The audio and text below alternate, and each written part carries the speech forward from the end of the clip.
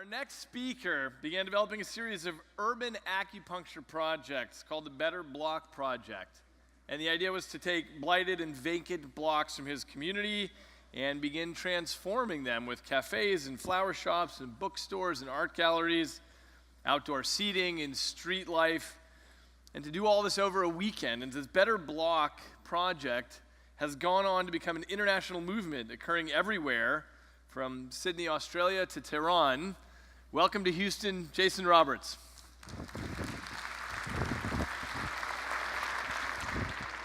Hello. Thank you guys. My name is Jason Roberts. I'm from Dallas, Texas, so just up the street from everybody. Woo! All right. I'm going to talk a little bit about my work. This is a picture of me in one of my finer moments trying to make the kind of city I wish I always lived in. But really, I want to talk about my background. I was an IT planner. I worked on computers during the day. I had a really, you can tell, an exciting life. But at nighttime, I went and I played in rock bands. So I had at least an outlet to do cool things. And with these two polar sides, you know, with the business side and this art side, I applied a lot of my ideas onto fixing cities through what I learned through these two worlds. Specifically, though, what was life-changing for me was taking a trip to Europe and doing this about 12 years ago. And if anyone's been to Europe, you know you go to these places like Rome that are filled with fountains and plazas and like old people and young people, and they've been around for 1,000 years. And then you go to other places like in Scandinavia, and you see grandparents riding bicycles with grandkids. And you see little shops and buildings that have been around for 200, 300 years, and they're so small that they can constantly be changed with generations. So they can be a coffee shop through one generation, another generation they can be a baker, and another one they can be a deli and things like that. So I came back to Dallas, I said, well, what are we building? What's going to be our legacy? What's the thing that we're going to show our ancestors that they're going to come visit us 500 years from now? What are we spending our money on? And I saw a lot of these things, and this was kind of soul-crushing. Yeah, and I think we're doing it wrong. You know, that's your first thought, right? But besides that, I thought you can't really, where am I going to put my cafe seating? How am I going to ride my bicycle here? This is going to be really tricky. These are like aqueducts, you know? Okay, that's the only thing I could compare them to. And then beyond that, when I started talking to city people, and I started going to meetings to see if we could get things changed, we talk about, hey, let's do cool things in our city like I see in these other places. And I saw a lot of people like this. They're really angry. They're like, no, we're not going to change anything. And because it's going to be horrible, you know, it's worst case scenarios, and we always come up with all these bad things. And okay, so then I'm going to start showing up. I'm going to go to meetings. I'm going to go to my local chamber of commerce and show up. And so I started attending these meetings. And when you walk into a room full of people that look like this, your first reaction is I don't belong here. You know, these aren't my people, you know. But that's the worst thing you can do, because these are the people that will actually show up, and they want to make a difference, and they really want to make change. The reality is they're just looking for people to help spearhead those things. In fact, that's one of the big concepts I found to making change was there's a lot of cheerleaders in this world, but there's very few champions. And so if you actually stand up and take the risk and you don't feel like a leader, you'll be amazed how much you can do. And this is what this story is all about. In a very short amount of time, I did a lot of things. And started off with this old theater. I had an old building. I live in a part of town called Oak Cliff in Dallas. Anyone who's familiar with Oak Cliff, it was always the bad part of town. You know, people didn't want to come to Oak Cliff. You love Oak Cliff. Good. Thank you. Because it's amazing, and I love it too. And it's great. But in Oak Cliff, you know, everyone, like, it was paired with like gun violence or something. People just didn't like it. But so I had this old theater that was kind of falling apart. It was kind of famous because this is where Lee Harvey Oswald was captured. So I thought, well, let's go and try to fix this. And they said it's going to cost millions and take years. And I thought, well, let's just do something now. So I got with some friends, and we all came up with this idea to put 100 artists out, and we all paint one thing each, and we'll sell it and see what happens. And before we're going to open the doors, we thought, this is crazy. No one's going to show up. It's a bad part of town. It's winter. You know, the theater's been closed for years. But we opened the doors, and 700 people showed up. And we sold every single piece at that. And I remember coming up to us afterwards saying, well, why don't we do this more often? We need more places like this. This is great. So drunk with enthusiasm and excitement, I thought, well, what else can I do? What else can I bring back to life? And I found these old maps of cool things in my neighborhood. This is an old map of an old streetcar network. And I started talking to people. I said, I know what I'll do. I'll bring back the streetcar. And people thought, that's crazy. You can't bring a streetcar back. It's been gone for half a century. But I knew how to work on computers. I didn't know anything about streetcars. So I went home and I made a website called the Oak Cliff Transit Authority. It looked really official. It had a board, news, history, lots of pictures. And then the newspaper came on the next week, and they said, dreaming of the days the streetcars return. That's what Jason Roberts and other members of the recently formed Oak Cliff Transit Authority are hoping, but there were no other members. Okay, so while that's going on, I'm also studying cities. I'm seeing a lot of bicycling. I'm like, I want bicycles in my community, but when I saw bicycling, I saw it was all spandexy and sweaty and lycra. It wasn't like what I saw in Europe with like pretty girls in dresses and guys in suits. And I thought, again, we're doing it wrong, right? And so I went and created a group called Bike Friendly Oak Cliff with our friends. And then we decided we're going to announce a big group bike ride with everybody. And we said, let's follow the trail Lee Harvey Oswald. That's all we got, right? And so we did that. And I thought maybe we'll have 20 people show up to this ride, but we had 150 people show up. And I was petrified because I didn't own a bike when I started Bike Friendly Oak Cliff. And then beyond that, I'm at the front of that line thinking, oh my God, they're all following me. And I don't know what I'm doing. I'm not a leader. And so I tell people, if you're a leader, you probably have everything you need to make a change. You just need that passion. Okay, I'm going to go on. And then, so I started doing like little projects. How can I get kids to ride bikes? Because no kids are riding bicycles in school. And so I said, well, I'll just make some punch cards with some friends. And if the kids ride bikes to school, because nobody's riding, then at the end of the week, we'll all go do group rides together. We went from 0 to 100 kids in 5 days because I made punch cards. It was really that simple. Okay, and this is all the kids. Isn't that great? My daughter's up there somewhere. Yeah, somewhere. Thank you. Okay, so I got buildings and we got streetcars and bicycles going on. But I want to try to fix blocks. Got all these old blocks that are broken down. They're vacant and they're gray and they're turned into one-way streets and there's thin sidewalks and there's no landscaping. And I looked at all the rules. What's holding these blocks back? And I saw all these things like it costs $1,000 to put flowers on the sidewalk, $1,000 for shade awnings, $1,000 for cafe seating, and you can't put merchandise on the sidewalk. And people weren't allowed to gather, which really kills street life. So obviously we weren't allowed to do anything that was worthwhile, so I thought, what if we took a weekend and we broke every law we possibly could, right? So we did. We broke them. We painted our own bike lanes. We had our own cafe seating. We had relined the streets with historic lighting. We took the buildings that were vacant. We put our own coffee shops and flower shops and art galleries. And then we printed off all those rules that we were breaking and we put them in the windows and we invited the city out and said, surprise, welcome to your new block. And they're like, what are you? This is completely illegal. But they're like, we don't know why we're doing all these things. We shouldn't. We do need to actually make better places. This doesn't make any sense. Okay. So that's going on, and what happened after that was really cool was, my little microphone's falling. Okay, there we go. The oil and cotton, one of the shops stayed. It was so well loved in our community, we just made this as a temporary art space. And now it's an anchor, and it does so well, and it teaches kids, and it creates street life there, and does all these amazing things. Okay. So it worked so well the first time we thought maybe that was a fluke. It was summer, it was spring, but people won't come outside in Dallas in summer, 100 degrees, that makes no sense.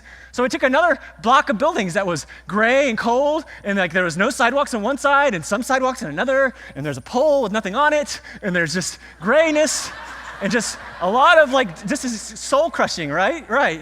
And so we took that street, we brought in 42 trees and 100 bushes, right? And we went and took all those old pallets and we made our own cafe seating and decks. And we took those poles and we put bikes on them because we told people we were the bike part of town. We weren't, but we just told them that. It's amazing how that becomes a self-fulfilling prophecy. And we painted our own crosswalks, and you're not supposed to do that. And we also had our own cafe seating outside, and people sat outside in 100-degree weather, even when you would think no one would ever come outside and linger. I had an older lady that was crying at the table, and I thought, oh gosh, she's dying of heat exhaustion. I've killed someone. This is really not going to look good. But I went up to her and I asked her, what can I do? Can I get you some water? She looked up and she's crying. She said, the street looks like it did when I was a little girl. And so we knew that we were onto something. This is what we used to do, and we just stopped for some reason. Okay, people ask how we get the trees there. I'll just tell us real fast. They were supposed to go to a hotel in a fancy part of town, but they drove through Oak Cliff, so we had to fall off the truck. Okay. All right, so real fast, and this is the pictures from the project. And it was cool. We got so many pictures of Photoshop renderings and all this AutoCAD of how cool the place could be. But this isn't AutoCAD. Those are real trees and real people and real bicycles and real crosswalks. And we took the same energy that people take to spend money in drawings and consultants, and we just did it together with a community with almost nothing. Okay. All right. So while that's going on, I had another group saying, well, we want to create dog parks in our community. That's going to be, so they went to the city staff and city council member, and the city council member was like, well, I talked to the staff, and it's going to require us to find 30 acres of land, and it's going to be cost prohibitive to maintain. And they talked to me, they're like, this is frustrating. We don't want to have to drive somewhere to take our dogs to a park. We want to go in the neighborhood. What would you do? And I said, I know, why don't we just turn this field across the street into a dog park? And they were like, okay, we'll raise some money. It's a dumping ground now. We'll raise some money maybe, do some meetings, talk to people maybe in a few months. And I said, well, why don't we just do it next weekend? And we did. We mowed the grass. put on mulch, and we found out that there's a really amazing secret to dog parks. They're just a fence. So once you figure that out, it's amazing. You can make dog parks everywhere, right? Okay, so, and now we're getting a permanent dog park because of that. Okay, and I've got more stories. I've got a whole bunch, but I'm going to try to wrap this up in a good manner. Okay, so then I also have these parks that are happening. This is in San Antonio. I'm working on another Better Block project, and I'm like, okay, well, I talk to people, I'm like, how come nobody uses this park? It's green, it's lush, and they're like, there's no kids here, there's nothing to do there, it doesn't really work, it's offline. So I'm working on a Better Block project, and I thought, well, I'm just gonna drive around and figure out if I can do something with the park really quick. So I just found all these tires, and I painted them this Skittles colors, right? And I bought like $50 worth of rope. And 20 minutes after I hung them all up in the trees, kids came from everywhere, just like, I was like, no, it's crazy. It's like, where are all these kids coming from? Everyone's like, I have no idea. We didn't think they were here. I'm like, they're everywhere, right? So I realized that would cost me $50 in rope and free tires. So that picture was on the front page of the paper, which was frustrating because we did all this work on these buildings. Like, really? The tire swings? Okay, so the Better Block Project, I started it in December of 2010, and it was just,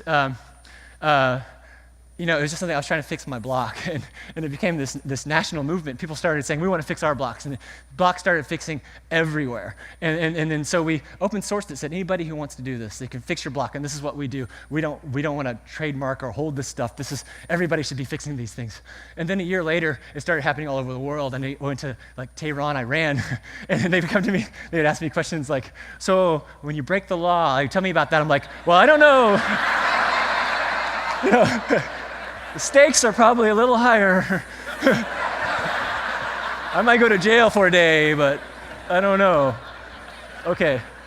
I'm going to go back to the streetcar story. So I'm working on the streetcar, and I've got some friends together, and I created a website, and really good people started coming out to me actually and said, we want to help too, in the community, just in Oak Cliff. And these are people that love the community. And they said, I will donate my time and work for free to help bring the streetcar back. One of my best, dearest friends in the world is that Louis Salcedo in the back. The guy on the front left is Scott Griggs. Scott Griggs, who helped me with my Better Block projects, helped me break the law, is now the city council person. Yeah. Funny. But Louis and Brandon Bolin, another dear friend, but Louis helped do a feasibility study that was $50,000 that we couldn't have gotten without him for free. Anyways, we applied for some grants. We talked to the city of Dallas, and we said, we know the city of Dallas wants to build a streetcar downtown, do this little cool touristy loop, whatever, but we want to build one in our community, and can we apply for this grant, federal grant? And they're like, well, go ahead, Oak Cliff, go apply, good luck, it's the bad part of town, whatever. And so we're like, okay, we'll see what happens, and we won, and we brought the streetcar back. Got millions of dollars and fundamentally changed the land use of our community. Well, it's a really cool story. I like to tell this now to people is that what was happening from the city when they announced it, the award, Dallas is winning a streetcar. All these people downtown were like high-fiving, like, yeah, our streetcar's coming. And then like to Oak Cliff, and they're like, what, where? And there's like 4 or 5 guys like me and my friends in an apartment or in a little office in Oak Cliff high-fiving, we did it, I can't believe it, we brought the streetcar back. So it was a lot of fun. Okay. All right, okay, so how do you get all these things done? And this is just maybe 5 or 6 projects, and I've probably done 20. First of all, this is how I figured out how to get things done, to get things happening, and I'm gonna tell you something that I don't talk about too much, but I think it's important for you guys to know. First of all, you gotta show up. If you don't show up, she will, and she's opposed to everything, right? So and nobody shows up. So if you're the one person showing up all the time, that's key. Okay, so, and beyond that, give your project a name. Give it a name that people can identify with and can promote and talk about, just like you would do when you have a baby. The first thing you do, well, hopefully, is give it a name. Maybe you cut the umbilical cord, I don't know. But, and then create good, strong identity with that as well. Okay, and then beyond this is really the trick for me was set a date and publish it. And I call it blackmail yourself. Just put it out there. Just make the poster and do all these cool things and use social media and say, I'm gonna build a better block. And everyone's like, how are we gonna do that? Like, I have no idea. But things just start to materialize and start to happen whenever you do this, because we will, if we don't create short deadlines for ourselves to get action done, we will talk ourselves out of problems. We will come up with these worst case scenarios and we'll say, I'm gonna do this in a year, and we never do anything. Okay, so all these tricks, though, I'm talking to you guys about, these were tricks for me to manage, because you can tell my brain is a little frenetic, and it's because I have off-the-charts ADHD, and to the point that it was really bad. I failed the 8th grade, I couldn't focus, I graduated in the bottom of the quarter of my class. I had a 10th grade algebra teacher who said, told kids not to sit by me because I was going nowhere, and so that's really true. It's really hard. And so I thought, but when I figured out, I tell everybody now, like, if you've got these kids and and everyone tells you they're not fitting in, it's not working, I swear to God, hold on, because it can work and they can change a lot of things, really. Thank you. Thank you. And so kind of using those tricks and that stuff, I thought, well, geez, what else can I do? I go to streetcars and blocks and start an international movement, and I'm not the guy that's supposed to be doing this stuff. And then, I started a restaurant with some friends. I use the same ideas, and it's functioning. It's in the Bishop Arts District. It's really fun. Y'all should come have coffee at Oddfellows. Okay. And then after that, and then I ran for U.S. Congress, because I go for Congress too, right? I had dinner with the First Lady. I got awards from the White House and NPR and all this stuff. And the Venice Biennale, I don't even know what that is, but I was there in that thing. I was in it. But I thought, nothing can stop me, right? I can with all these little tricks, I can just fix anything I can, anything I want. What can hold me back? But I was actually supposed to speak here last year, and I didn't.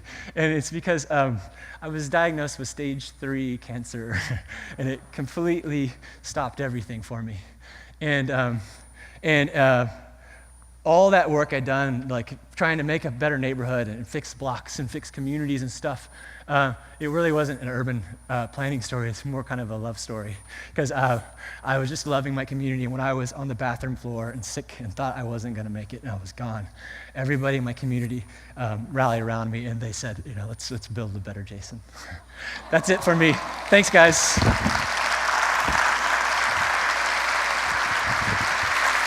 Jason. Hey, Jason. Okay, I earned it. Thank you so much for the work that you're doing. I want to see Houston through your eyes. Okay, give me a couple of days. Okay. I haven't been here long. I didn't get much sleep last night. So okay, let me ask you a different question then. What ensures the long-term success of the projects you're doing? Well, it's really not even about the trees or the things. It's really about the human connections that occur. And that's what I try to tell people afterwards. Sometimes the stuff doesn't stick, but what always sticks is everybody talking afterwards. And we were in Melbourne, Australia, and we did a Better Block. And afterwards, we had this kind of survey that took place from the neighbors and asking, what did you love the most about this? And they were like, we loved the sense of a neighborhood we had, the community, people talking, and people were bringing wine to the front porches now. And what I found was the things that are broken here are the same things that are broken in Tehran. They're the same things that are broken in Australia. It's this, we crave this sense of belonging. We want to find our village, our tribe that help protect us and help us and to be a part of something. And we've become far more isolated than we once were because we don't need each other as much, or at least we think we don't need each other as much, when actually we probably need each other even more. What's next for you? Oh, gosh, crazy stuff. I mean, this stuff was a whirlwind. We're working on a book now that's supposed to come out next year, and all this stuff is really surreal to me, guys, because honestly, I was not the guy that was supposed to be here. Even last year, I didn't know I was going to really be here. And by the way, I tell people, I should have precursed this. In November, in February, I was diagnosed as being cancer-free, so I'm Thank you. Thank you. I can't forget to tell that part, because a lot of people are like, are you dying now? I'm like, no, I'm good. I don't think so. I hope not. So what's the very next project on your plate? I will be in Norfolk, Virginia.